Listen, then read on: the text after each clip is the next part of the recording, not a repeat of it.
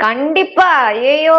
எ கேட்கறது எல்லாத்தையுமே உட்டுட்டு, ஏதோ டைல்யூட் பண்ணி விட்டுட்டு, ஒரே டாபிக்ல நேத்தைக்கு ஃபுல்லா இருந்தாங்க.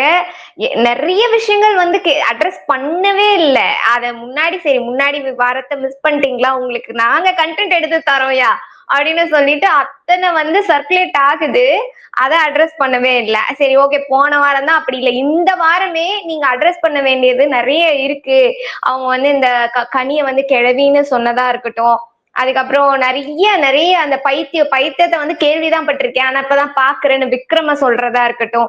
இந்த மாரி விஷயங்கள் இது எல்லாமே வந்து ரொம்ப தப்பான ஒரு விஷயம். இதெல்லாம் அவங்க வீட்டு பிள்ளைகள், கிட்ஸ் அவங்களோட பொண்ணுங்க பார்த்தா வந்து என்ன ஒரு முன்னுதாரணமா எடுத்துக்கிற மாதிரியா இவங்க பண்றாங்க. இத்தன விஷயங்கள் இருக்கு. இதெல்லாம் விட்டுட்டாங்க.